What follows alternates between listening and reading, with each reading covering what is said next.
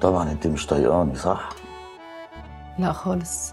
انت الرئيس بتاعنا يعني، من حقك تعلق على شغلي. كارمن انا معجب بيكي ومؤمن بموهبتك الصحفيه، بس ساعات بتغلطي اخطاء بسيطه كده ما اعرفش بتغلطيها ازاي. عشان كده انا بنصحك. متشكرة. عامة ما فيش حاجة، انت عندك حق. ايه ده ايه ده ايه ده؟ ده انا اتقال لي شعر عن المحشي وانا جاي، بس ما تخيلتش انه بالجمال ده. امال لو دقت بقى فتة الكوارع. انت ليكي في الكلام ده؟ كارمن في حياتها حاجه هيلسي وكلام فارغ كده، انما تيجي لحد اكل انا حاجه تانية. عارفة نقطة ضعفي. لا ده نقطة ضعفنا كلنا.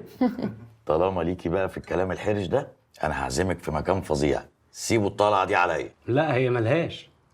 اصل انت ما تعرفش كارمن. كارمن مع جوزها حسين ولاد ناس قوي في الموضوع ده.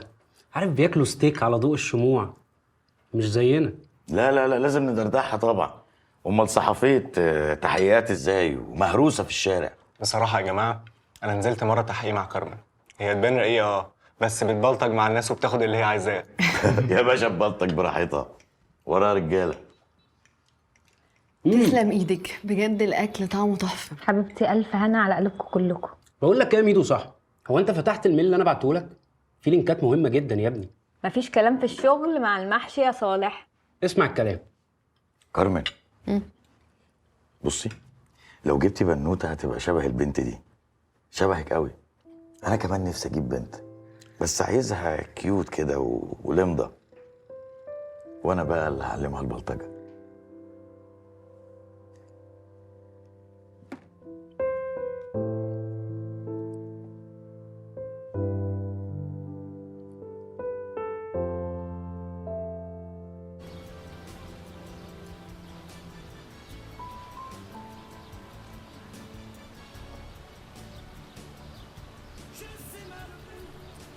خد تعالى هنا. إيه؟ انت بتعمل ايه؟ بتمشى. هو مش ده شارع يبقى بتمشى. فين هاله؟ هلا مين؟ هلا. هي مش هنا، أنا أصلا جاي أدور عليها. ولا انت ما بتفارقش ضلها. هاله اختفت، هي فين؟ وحياة مامي عندي ما أعرف، أديني حلفت بالغالية أهو. تروح تدور عليها وتيجي تقول لي على مكان. حاضر. يلا غور. حاضر. الله. غروط عمري.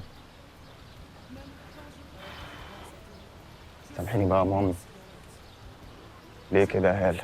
وحشتني قوي يا هالة، احنا ما اتفقناش على كده. يعني لما كنتش غنيت عليكي كنت هتفضلي مختفية؟ عايزة ترفضي رفضي يا هانية، بس ما تهربيش مني. حسام الموضوع مش بالبساطة دي. انت مش متخيل تيا وامجد عاملين عليا ضغط ازاي.